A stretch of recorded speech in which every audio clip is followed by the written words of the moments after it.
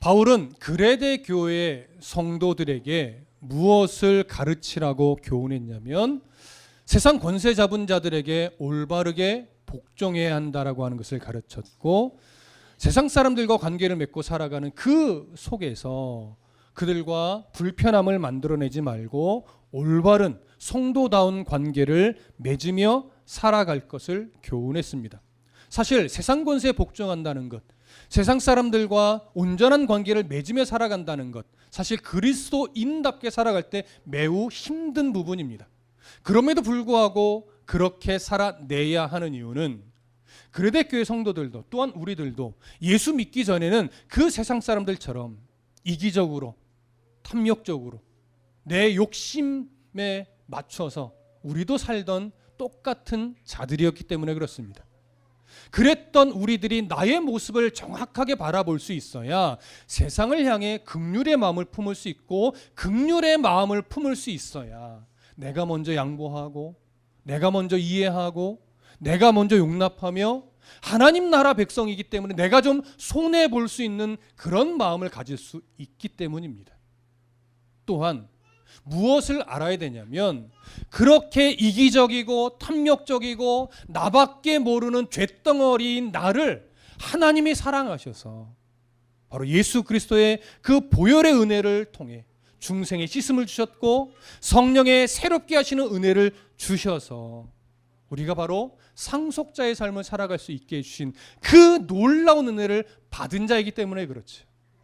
여러분, 늘 말씀드리지만 우리가 이 세상에서 그리스도인으로 살아가기 위해서는요, 가장 먼저 무엇을 우리 가슴에 놓치지 말아야 되냐면, 내가 정말 예수 그리스도의 보혈의 공로로 구원받은 백성이라고 하는 이 명백한 사실과 우리의 진짜 소망이 이 땅에 있는 것이 아니라 하나님의 나라에 있다라고 하는 이 소망이 분명해야 그리스도인으로 살 수 있어요. 여러분, 하나님 나라의 소망이 없는데 어떻게 손해보고 양보하며 이해하며 살아요? 말이 안 되죠. 하나님 나라의 소망이 없으면요, 일단 내 것을 먼저 취해야 돼요. 내가 손해보며 살아갈 수 없어요. 예수 믿고 이 땅에서 잘 살아야 되니까. 그런데 우리의 목표가, 소망이 예수 믿고 이 땅에서 잘 사는 데 있지 않아요. 성경은 우리의 소망은 예수를 믿고 저 하나님이 예비하신 그 하나님 나라에서 가장 복된 삶을 영원토록 주님과 함께 누리는 것, 이것 때문에 이 땅에서 잘 훈련받으며 상속자다워져서 주님 나라 들어가는 거예요. 그때까지는 어려움도 있고 고난도 있고 불편함도 있는데, 그것이 어렵게 느껴지지 않는 이유는 내가 자녀로서 오늘도 훈련받고 있는 것이구나, 이걸 아니까. 그러니까 어려움, 힘겨움, 불편함, 이런 것들을 기꺼이 견디어낼 힘이 생기는 거예요. 하나님 나라의 소망이 없는데 왜 견디냐고요. 하나님 나라의 소망이 없는데 왜 내가 예수 믿는다는 이유로 손해를 봐야 되냐고요. 말이 안 되죠. 그런데 기꺼이 손해볼 수 있는 이유는 우리는 하나님 나라의 상속자니까. 그 나라가 진짜 우리가 가야 할 곳이니까. 그래서 여러분, 정말 성도답게 살고 싶으십니까? 십자가의 은혜와 하나님 나라의 소망을 다시 정리하셔야 돼요. 그거 정리해내지 못하면요, 성도답게 살기 어렵습니다. 자, 그렇기 때문에 이제 사도 바울이 디도를 통해서 우리가 하나님 나라의 상속자라고 하는 사실을 강조하며 가르친 거예요. 이제 디도에게요, 네가 그레데 교회 성도들에게 이제 내가 가르친 이 교훈을 정말로 확신 있게 자신 있게 가르쳐야 됨을 이야기해요. 오늘 그 부분을 좀 살펴볼 거예요. 자, 8절 다시 봅니다. 8절 함께 읽습니다. 시작. 이 말이 미쁘도다. 원하건대 너는 이 여러 것에 대하여 굳세게 말하라. 이는 하나님을 믿는 자들로 하여금 조심하여 선한 일을 힘쓰게 하려 함이라. 이것은 아름다우며 사람들에게 유익하니라. 자, 여기 보시면 사도 바울이 디도에게 무엇을 먼저 말하냐면 이 말이 미쁘도다 이렇게 말해요. 여러분, 미쁘다라고 하는 말은요, 사실은 신뢰할 만하다, 믿을 만하다, 온전하다, 이런 의미거든요. 그러면 이 말이 미쁘도다, 여기서 말하는 이 말은 뭘 말하는 걸까요? 가깝게는 디도서 3장 1절부터 7절에서 했던 교훈일 거예요. 세상 권세자들에게 복종해라. 세상 사람들과의 관계 속에서 너희가 이해하며 화목을 이루며 더 온전한 관계를 맺으라는 거겠죠. 조금 넓게 보면 디도서 1장 1절부터 끊임없이 교훈해 왔던 내용을 의미할 겁니다. 그래서 이 내가 너에게 가르치라고 교훈한 이 내용들은 정말 미쁘다는 거예요. 신뢰할 만하다는 거예요. 거짓이 없는 말씀이라는 거죠. 자, 그러면서 이 미쁘다, 신뢰할 만하다라고 하는 것을 강조하면서 무슨 말로 연결을 하냐면 원하건대 너는, 이 너는 디도를 말하는 거예요. 너는 이 여러 것에 대하여 어떻게 말하라? 굳세게 말하라. 이 여러 것이라고 하는 것은 조금 전에도 말씀드렸듯이 바울이 디도서를 통해서 교훈했던 여러 내용들이에요. 그것을 어떻게 말하라고 말하냐면 굳세게 말하래요. 그럼 여러분, 굳세게 말해라. 어떤 의미겠습니까? 담대하게 말해라. 권위를 갖고 말해라. 이런 의미예요. 그러면 담대하게 말해라, 권위를 갖고 말해라, 용기 있게 말해라, 확신 있게 말해라, 이런 의미인데 여기서 우리가 한 가지를 좀 전제를 아셔야 돼요. 디도가 바울이 지금까지 가르친 내용들을 담대하게 또 확신 있게 권위를 가지고 말할 때 자신이 존경하는 선생님의 말씀이니까 그렇게 가르쳐야 되나요? 그렇지 않다라는 것 잘 이해하셔야 돼요. 바울이라고 하는 디도가 정말 존경하고 아버지처럼 모시는 분이 가르친 교훈이니까 확신을 갖고 말해야 되는 것이 아니고 바울이 가르친 그 교훈이 하나님의 뜻과 일치하기 때문에 하나님의 마음에 합하기 때문에 그 확신을 가지고 디도는 바울이 가르친 말씀이지만 이것이 하나님의 말씀이라고 하는 신뢰 가운데 권위를 가지고 선포해야 되는 거예요. 만일 아무리 존경하는 바울 선생님의 가르침이라 하더라도 그것이 하나님의 뜻과 다르다면 디도는 어떻게 해야 될까요? 그것을 말하면 안 되죠. 이해되세요? 그러니까 바울이 지금요 굳세게 말하라고 하는 것은 어떤 의미냐면 내가 너에게 가르친 모든 것은 나의 사사로운 사상이나 내 신념을 너에게 가르쳐준 것이 아니고 하나님의 뜻, 하나님의 마음, 하나님의 말씀을 가르친 것이니 네가 이 말씀을 가르친 것을 깊이 생각하여 하나님의 뜻과 일치하다고 인정된다면 이제는 두려워하지 말고 하나님의 권위를 가지고 신뢰함을 가지고 확신을 가지고 담대하게 증언하라는 거예요. 왜요? 말씀이 살아있어서 그 말씀이 역사할 것이니까 이 말을 하면 저 사람들이 잘 받을까? 혹여나 대적하지는 않을까? 이런 걱정하지 말고 하나님의 권위를 딱 가지고 담대하게 자신 있게 확신 있게 가르치라는 거예요. 여러분 이해되십니까? 여러분 오늘 설교자인 저를 통해서 여러분들 하나님의 말씀을 봤는데 여러분들은 이 전해지는 말씀을 어떻게 들으시겠습니까? 아, 이태희 목사 뭐 설교 열심히 준비하니까 바른 말을 하겠지. 그렇게 생각하세요? 그것도 나쁜 건 아니지만 거기에서 멈추시면 안 돼요. 아, 이태희 목사가 지금 전하고 있는 이 성경의 말씀이 정말로 하나님의 말씀의 그 중심과 맞는가? 하나님의 뜻과 일치하는가를 고민하셔야 돼요. 여러분 이런 고민을 누가 이미 했었죠? 마게도냐 지역에 빌립보, 데살로니가, 그 다음 어디예요? 바울이 갔던 곳 베레아죠.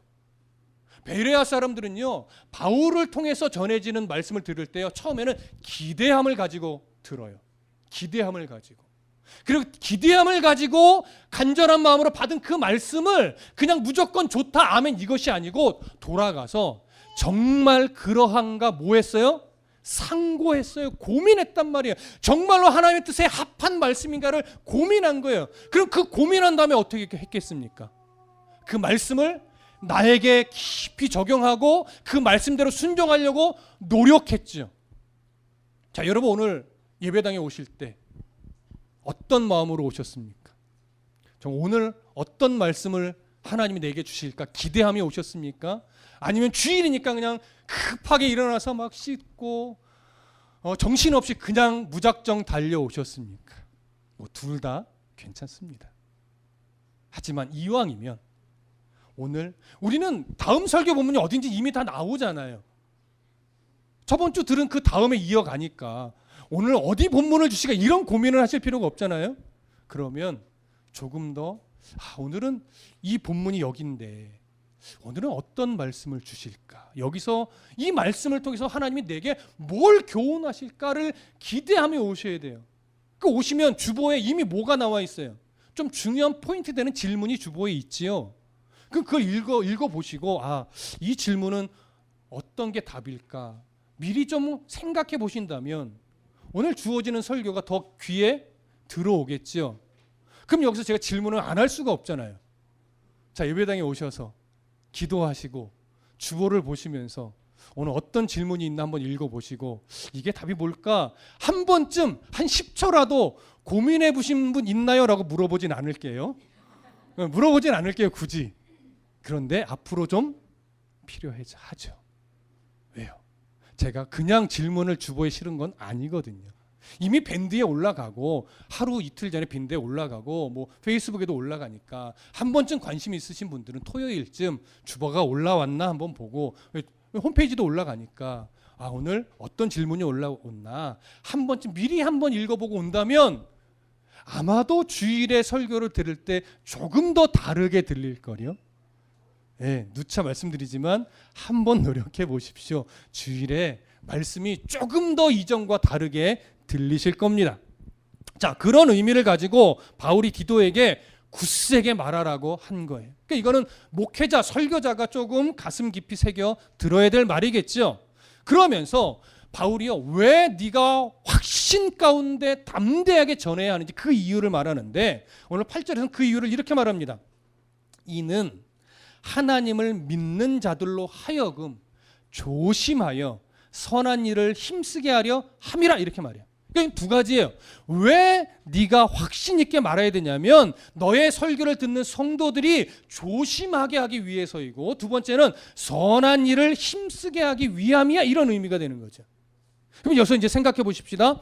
하나님을 믿는 자들로 하여금 그레데 교회 성도들로 하여금 그레데 교회 안에 구성되어 있는 유대인 그리스도인들과 이방인 그리스도인들 모두로 하여금 더 넓혀보면 오늘 우리들로 하여금 이런 의미가 되죠.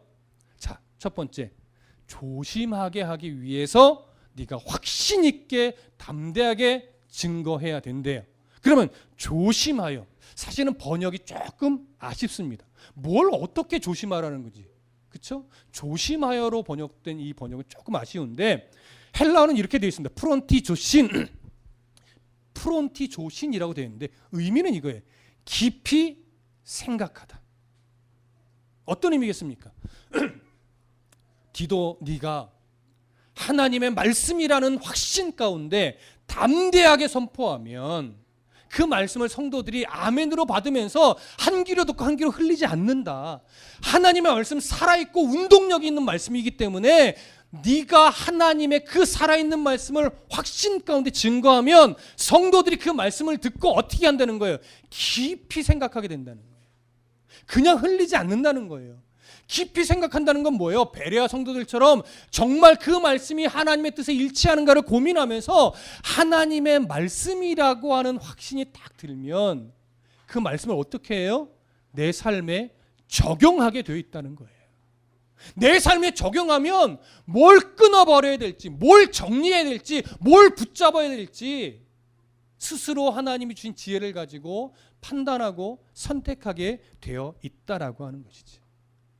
그러니까 목회자는 절대적으로 자신의 어떤 신념, 자신의 사변을 말하는 것이 아니고 최대한 오늘 본문이 왜 하나님이 이렇게 기록되게 했는가, 어떤 의도를 가지고 이렇게 썼는가, 왜 이 단어를 선택하게 했는가, 이런 걸 잘 분석해서 하나님의 의도만 바르게 확신을 가지고 전달하면 그 말씀이 성도들의 심령을 친다고요. 깨닫게 해주시는 은혜를 주신다고요. 그러니까 말씀이 행하실 일인 거예요. 그러니까 목회자의 몫은 뭐예요? 바르게, 확신을 가지고 바르게 전하기만 하면 되는 거죠. 그럼 그 말씀이 성도들의 심령 가운데 역사하셔서 깊이 생각하게 만들고, 근데 그것을 내 삶에 적용하게 돕고, 그러면서 순종하는 역사가 일어나게 하는 거예요. 그러니까 여러분들의 몫은 뭐예요? 정말 하나님의 말씀인가를 분별하여 듣는 씨름과 함께 하나님의 말씀이라고 하는 판단이 서면 그 말씀을 그냥 흘려버리지 마시고 내 삶에 치열하게 적용해내는 씨름을 하셔야 돼요. 이건 우리의 의지가 필요해요. 근데 우리의 의지가 그렇게 하나님 앞에서 발휘가 되기 시작하면 성령 하나님이 외면할까요? 외면 안 해요. 성령 하나님은요, 우리의 그 고민을 지켜보시다가 가장 적당한 때에 가장 옳은 방법으로 도우시는 분이에요. 우리가 믿는 하나님은 그런 하나님입니다. 그래서 바르게 선포함과 바르게 들음이 너무나 중요한 겁니다. 자, 그렇게 바르게 말씀이 선포되어지고 성도가 바르게 그 말씀을 듣고 깊이 상고하게 되면 이제 어떤 변화가 일어나게 되는가? 바울이 기대하는 건 이겁니다. 선한 일을 힘쓰게 되는 것. 그 선한 일이 뭘까요? 선한 일. 바울이 기대하는 선한 일. 목회자가 기대하는 선한 일. 착하게 사는 걸까요? 여러분 잘 들으십시오. 착하게 사는 것과 성도답게 사는 것은 조금 다릅니다. 물론 착하게 사는 것이 성도답게 사는 것 안에 사실은 들어가기는 해요. 하지만 성도들은 무조건 착하게 살라는 게 아니에요. 성도답게 사는 거예요. 왜 성도답게 살아야 되느냐? 성도답게 산다는 것은 결국 뭐냐면 어떻게 말하고 어떻게 표정을 지으며 어떻게 행동해야 하나님의 영광이 드러나고 예수 그리스도의 보혈의 은혜가 드러나며 하나님의 나라의 그 가치가 드러나게 할 수 있을까? 이 고민 가운데 말하고 표정 짓고 행동하는 거거든요. 여러분, 착하게 사는 것이 너무나 중요하지만 착하게만 산다고 하나님의 나라가 드러나는 건 아니에요. 그렇기 때문에 때로는 바보처럼, 때로는 단호하게, 때로는 지혜롭게, 때로는 순결하게 말하고 표정 짓고 행동해야 될 순간이 있다고요. 단호해야 될 순간까지도 겸손한 척 하다가는 하나님의 나라가 오히려 가리워질 수 있어요. 그래서 착하게 사는 것과 성도답게 사는 것은 조금 다르다고 말씀드리는 거예요. 그러니까 성도답게 살아가기 위해서는 정말로 분별력이라는 게 필요합니다. 하나님이 주신 지혜가 절대적으로 필요해요. 그래서 성도는요, 착하게 살되 사실은 성도답게 사는 것이 무엇인지에 대한 고민을 더 많이 하셔야 됩니다.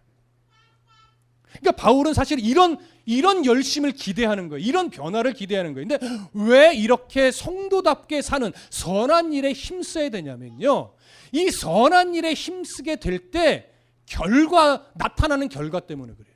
바울은 이렇게 말합니다. 8절 끄트머리에서 선한 일을 힘쓰게 하려 함이라. 이것은, 이 노력은, 이 애씀은 결국 아름다우며 사람들에게 유익하기 때문이다 라고 하는 거예요. 하나님 보시기에 기뻐하는 흔적을 만들어내요. 사람들을 유익하게 해요. 그럼 여러분, 성도의 그 선한 행실을 통해서 어떤 결과가 결국 사람들을 유익하게 하는 걸까요? 당연히 도덕과 윤리적으로도 뭔가 화목을 이루고 덕을 세우는 거겠죠. 그러나 그것뿐만이 아니라 결국은 하나님 나라 백성이 될 수 있도록 안내자 역할을 하게 된다고요. 나의 그 선한 애씀을 통해서 하나님이 보여지고 예수 그리스도의 보혈이 보여지고 하나님 나라 백성이 도대체 어떤 가치를 가지고 사는지를 보여주게 되기 때문에 그들에게 예수 그리스도께 나아가는 길을 안내하는 결과를 만들어내요. 이것만큼 유익한 게 어디 있겠습니까? 나의 섬김과 나의 애씀과 나의 낮아짐을 통해서 누군가에게 예수 그리스도를 드러낼 수만 있다면 우리 기꺼이 손해볼 수 있죠. 우리 기꺼이 낮아질 수 있죠. 기꺼이 양보할 수 있죠. 그 결과를 기대하는 거예요. 그것만큼 유익한 것은 없고 그것만큼 하나님이 기뻐할 일은 없는 거예요. 그래서 우리가 선한 행실에 힘써야 되는 거예요. 그래서 우리가 더 깊이 하나님 말씀을 늘 생각하고 묵상하는 노력을 해야 하는 겁니다. 자, 이해되시죠? 자, 그런데 우리 모두가 이런 개인적인 애씀을 갖고 또 교회 안에 속한 공동체로서 서로에게 이런 영향력을 끼치며 살아가야 되는데 이런 삶의 애씀을 방해하는 요소들이 있어요. 그걸 경계해야 돼요. 바울이 그 부분에 대해서 이제 9절에서 말하는 겁니다. 자, 9절 함께 읽어볼까요? 함께 읽습니다. 시작. 그러나 어리석은 변론과 족보 이야기와 분쟁과 율법에 대한 다툼은 피하라. 이것은 무익한 것이요 헛된 것이니라. 자, 바울이 네 가지를 이야기를 하는데 첫 번째는 어리석은 변론을 피하라고 말하고, 두 번째 족보 이야기를 피하라고 말하고, 세 번째 분쟁을 피하라고 말하며, 네 번째 율법에 대한 다툼을 피하라고 강조합니다. 자, 그러면 여기서 말하는 어리석은 변론 뭘까요? 이 어리석은 변론이라고 하는 것은요, 사실 성경에서 명백하게 밝히고 있지 않는 어떤 문제들이에요. 그걸 뭐가 옳으냐 그르냐에 갇혀서 소모적인 말싸움을 끊임없이 하는 거죠. 그러다 보니까 아무런 결과를 만들어내지 못하고 누구에겐가 자꾸 상처만 주는 결과를 만들어내요. 아주 무익한 토론이에요. 그게 이상하게 교회 안에 많아요. 하나의 예를 들어볼까요?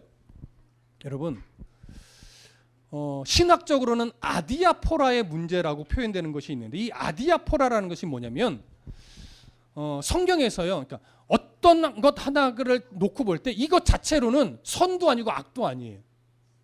이것을 어떻게 사용하느냐에 따라 선이 될 수도 있고 악도 될 수 있는 부분인데, 이걸 그런 사용하는 자의 중심과 태도의 문제로 이야기를 안 하고 그냥 이원론적으로 이것을 했느냐 안 했느냐에 가지고 논쟁하고 싸우다 보면 아무런 답도 안 나오는 문제가 있어요. 대표적인 예를 들까요? 여러분, 물질, 돈, 선해요 악해요? 물질이 악해요? 그럼 돈 벌면 안 되지. 돈이 선해요? 그럼 돈만 벌면 되지. 그런 문제가 아니죠. 돈을 어떻게 사용하느냐, 하나님의 말씀을 중심으로 해서 주신 분이 하나님이시기 때문에 그것을 바르게 관리하며 바르게 사용하면 그 돈은 선한 거예요. 근데 그 돈이 하나님이 주신 것이라고 생각하지 않고 그저 돈만을 목적으로 해서 남의 눈에 피눈물을 나게 만들지언정 돈만 난 있으면 되라고 여기고 살면 그 돈은 뭐예요? 일만하게 뿌리가 되는 거예요. 그렇게 돈은 아디아포라의 문제에 들어가는 겁니다. 근데 이걸 사용하는 자의 어떤 중심과 태도로 접근하지 않고 돈이 좋으냐 나쁘냐만 놓고 따지기 시작한다면 이건 답이 나올까요? 안 나올까요? 나오지 않아요. 또 하나 예를 들어볼까요? 어떤 분은 동의를 안 하실지 모르겠지만 술, 선이에요 악이에요? 우리는 조금은 악이라고 하는 쪽에 조금 기울어져 있을 거예요. 그렇죠? 그런데 그렇게 따지기 시작하면 사실 예수님도 포도주 마신 게 맞아요. 가나의 혼인잔치에서 물을 뭘로도 만드셨어요? 포도주스 아니에요. 포도주 맞아요. 술을 만드신 거예요. 그것 자체로 악이 될 수는 없어요. 근데 성경은 뭐라고 말해요? 술 취하지 말라. 여러분, 술 취하지 말라는 건 항상 무엇과 대조되는 거냐면 성령에 취하는 것과 대조되는 거예요. 술 취하지 말라는 것은 뭐냐면 술 자체의 문제를 제기하는 것이 아니고요, 술을 어떻게 마시느냐, 술을 마심으로 네가 하나님의 영광을 드러내게 마신 적이 있느냐를 말하는 거예요. 여러분, 특히 우리나라 정서에서요, 술이라고 하는 것이 하나님이 기뻐하는 결과를 만들어낸 적 있나요? 솔직하게 술 마신 분들 생각해 보십시오. 술 좀 진탕 마셔보신 분들, 한번 옛날에 과거에 술 한번 진탕 마셔보신 분들 스스로 한번 고백해 보십시오. 내가 술을 마셨을 때 정말로 하나님이 기뻐하는 결과를 만들어낸 적 있으신 분, 그런 분들은 술을 계속 마셔야 돼요. 왜? 하나님이 기뻐하는 결과를 만들어내니까. 그런데 술을 통해서 하나님이 기뻐하는 결과를 만들어낸 적이 없다. 오히려 하나님의 영광을 가리는 흔적만 만든다. 어떻게 해야 돼요? 미안해요. 단호하게 끊어야죠. 그게 성도의 중심이에요. 이건 마셔라 마시지 말아의 문제가 아니라니까요. 성령에 취하면 어떤 결과를 만들어내요? 하나님이 기뻐하는 결과를 만들어내. 그래서 성령에는 우리가 흠뻑 취해야 되는 거예요. 그런데 술에 흠뻑 취하면 뭘 말하실지 아시죠? 술 먹어라 먹지 말라의 문제로는요 답이 안 나온다니까요. 어떤 결과를 만들어내느냐, 그걸 보셔야 돼요. 하나님이 기뻐하는 결과를 만들어낸다면, 성도에게 덕을 세운다면, 하나님 나라 공동체를 정말로 화목되게 만든다면 술 마셔야죠. 근데 보편적으로 그게 아니거든요. 중동의 문화는 술을 마심으로 유익한 결과를 만들어냄에도 불구하고 중동 지역에는 그것이 너무나 과해서 좋지 않은 결과를 만들어내니까 성경도 금한다고요. 먹지 마라가 아니라 취하지 말아라. 노예가 되거든요. 그런 문제가 많아요. 돈, 술, 성도 마찬가지죠. 성 자체가 나쁜 게 아니거든요.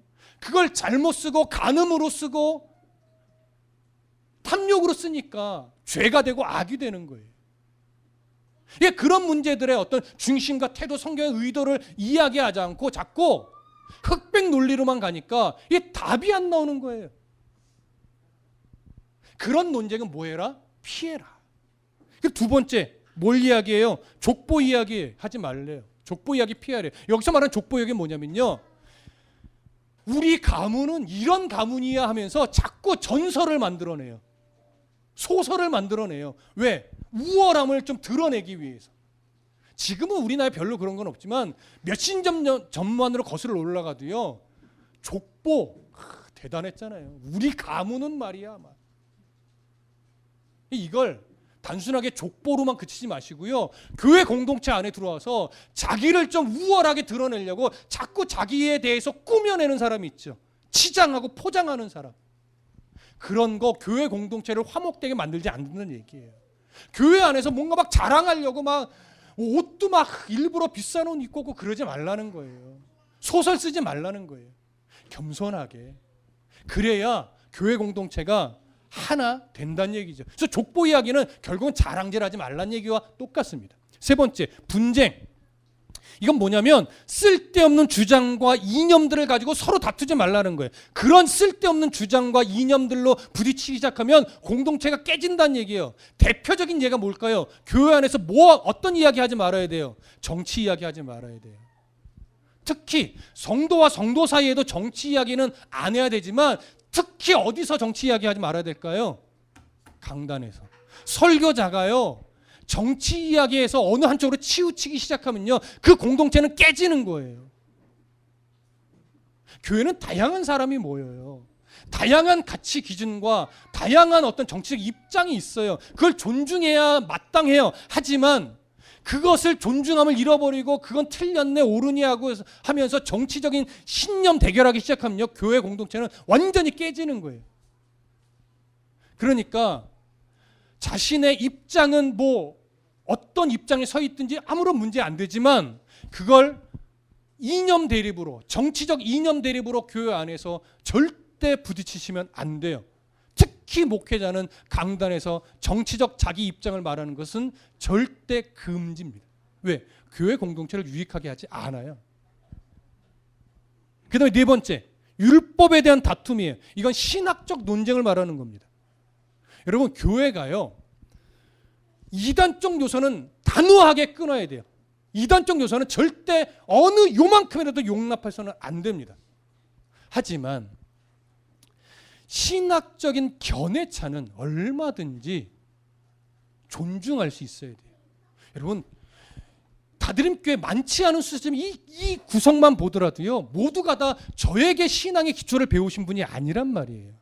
물론 이제 학생 청년들은 저에게 신앙의 기초를 배웠다라고 말할 수 있지만 이미 집사님, 권사님들은 신앙의 기초가 어느 분은 감리교적 토양에서, 어느 분은 성결교적 토양에서, 어떤 분은 순복음적 교회의 토양에서 다양한 교단의 토양에서 또 지역적 어떤 색깔을 가지고 신앙의 기초가 세워진 분들이에요.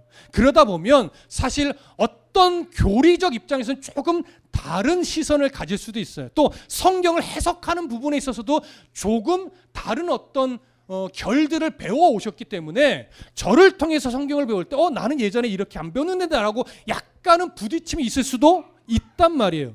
하지만 그것이 이단적 요소도 아니고 구원의 문제에 영향을 주지 않는 부분이라면 얼마든지 서로의 어떤 시선이나 입장을 존중할 수 있어요. 문제 안 돼요. 그러나 이왕이면 조금 더 우리가 하나님 말씀 안에서 하나된 공동체를 이루려면 가능하면 누구의 입장에 좀 발을 맞춰가면 좋을까요? 담임 목회자의 신학적 입장과 성경을 바라보는 시선에 어느 정도는 좀 같이 보조를 맞추고 발을 맞춰서 나가면 교회 공동체는 더 건강해질 수가 있어요. 근데 그 전제는 뭐예요? 이태희 목사가 하나님 앞에 그래도 건강한 신학적 입장에 서 있고 조금 다르더라도 성경을 바라볼 때 왜곡되게 바라보지 않으려고 정말 피와 땀을 흘리고 있다라고 여러분들이 인정하신다면 제가 성경을 해석하고 여러분들이 전할 때 그래도 이태희 목사가 가르치는 내용이 그래도 옳겠구나라고 여길 수 있어야 된다는 얘기예요. 제가 한 주 동안 성경과 씨름도 안 하고 있다가 예배 막 1시간 전에 성경 설교 준비하고 막 선다면 여러분들은요 제 말에 귀를 기울이실 필요가 없어요. 근데 저는요 이런 솔직하게 아시는 분은 다 아시니까 제가 한 주에 강해 설교 3편을 준비하잖아요. 주일 오전에 신약 강해. 이제 디도서가 다음 주에 끝나고 그 7월 둘째 주부터는 이제 디모데 전서가 들어갈 거니까 준비 여러분 하셔야 되는데 오전에 신약 강해, 오후에 구약 강해.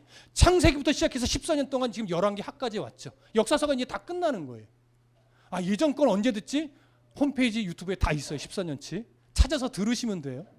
근데 그 강해를 그 수요일은 이제 신약도 하고 구약도 하고 싶은 건 이제 하나씩 돌아가면서 하는데 제가 그 3개의 설교를 무게감을 다 똑같이 갖고 갑니다. 저의 설교 분석 노트 보시면 설교 본문을 이렇게 한 A4 한 장에 한 4절 정도, 3절에서 4절 정도 프린트를 해요. 간격이 넓죠. 그 사이에 제가 참고하는 책 10권에서 20권 사이를 계속 메모하면서 봅니다. 거짓말이라고 여겨주시는 분들은 제 14년치 연구지 다 보여드릴 거예요. 그리고 그것이 굉장히 오래 걸려요. 한 주 내내 그 씨름하는 거예요. 분석지에 도대체 이 단어가 어떤 의미냐, 어떤 배경이냐, 여기서 논쟁은 뭐가 되고 있느냐, 학자들은 어떤 견해를 갖고 있느냐 다 메모를 해요. 그걸 이제 수시간 동안 그걸 분석해 놓고 그 다음에 그 분석지를 보고 이제 원고를 쓰는 거예요. 도대체 내가 뭐라고 설명을 해야 될까? 어떤 견해를 선택해야 될까? 도대체 어떤 의도로 쓴 걸까? 그걸 보고서 분석을 하고 원고를 쓰죠. 원고를 쓰고 나면 그 다음 작업이 뭘까요? 우리 성도들 아시는 분 아시죠? 그걸 다시 설교하기 전에 성경에 요약합니다. 제 노트는 저만의 주석 성경이에요. 저만의 주석 성경. 그래서 저의 여백에는 중요된 포인트, 주석적 견해들과 입장을 다 메모가 돼 있어요. 그러니까 제 성경을 딱 펼쳤는데 깨끗해. 그 설교를 안 한 데예요. 설교를 한 데는 저만의 주석적 메모가 다 들어가 있습니다. 그래서 여러분들에게 그래서 가능하면 여백 성경을 사라고 말씀을 드리는 게 그런 이유예요. 성경 어려워요. 궁금한 거 옆에 메모하면요 언제든지 펼쳐서 저에게 물어볼 수 있어요. 또 새롭게 알게 된 거 옆에 써놓으면요 노트는 잘 안 보게 되지만 성경을 펼치면 다 나오는 이때 여기서 중요한 건 이거였구나. 메모된 거 보면 다 나오니까. 그래서 가능하면 여백이 있는 성경을 사셔서 계속 메모하면서 성경을 보시면요 신앙에 도움이 많이 될 거예요. 그게 나에게 맞으시는 분들은 그렇게 하시면 좋아요. 그 씨름을 제가 하고 있음을 여러분들이 이해하고 인정한다면 이제 저와 같이 성경을 바라보는 시선과 신학적 입장은 그래도 같이 가도 크게 문제가 없는 거죠. 그래서 제가 전제를 뭐라고 말씀드린 거예요? 목회자가 성경을 바르게 전하기 위해 정말 치열한 노력을 하는 것이 그게 전제가 된다는 거예요. 그걸 여러분들이 이제 인정할 수준까지 돼야 되는 거죠.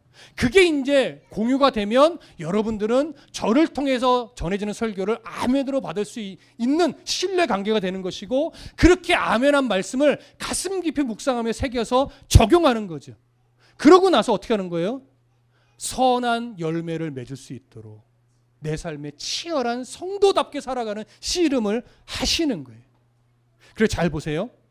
이렇게 네 가지의 어떤 위험 요소를 이야기했잖아요. 첫 번째 어리석은 변론, 두 번째 족보 이야기, 그 다음에 분쟁, 그 다음에 율법에 대한 다툼, 이것을 피하라고 강조했는데, 이 피하라고 번역된, 피하라라고 번역된 헬라어가 뭐냐면 페라이스테미라고 하는 단어인데요. 이게 번역이 나쁘진 않은데요, 조금 덜 선명해요. 원래 이 페라이스템이라고 하는 단어는요, 격투기 기술에서 쓰는 어떤 전문 용어예요. 그러니까 어떤 기술을 말하는 단어냐면, 상대가 다리를 못 쓰도록 제압하는 이 기술을 표현하는 단어예요. 상대방이 다리를 쓰지 못하도록 제압하는 거죠. 그러면 피하라라고 하는 것은 뭐냐면, 결국 이 네 가지 위험 요소가 드러나지 않도록 제압하라는 거예요. 그럼 누가 누구를 제압하는 걸까요? 잘 들으세요. 내 안에 자꾸 누군가를 향해서 불편하게 여기며 어리석은 변론을 하려고 일어나는 욕망을 제압해야 돼요. 내 안에 자꾸 나를 자랑하고 나의 우월함을 드러내고 싶어하는 그 교만한 욕망을 제압해야 돼요. 튀어나오지 못하도록.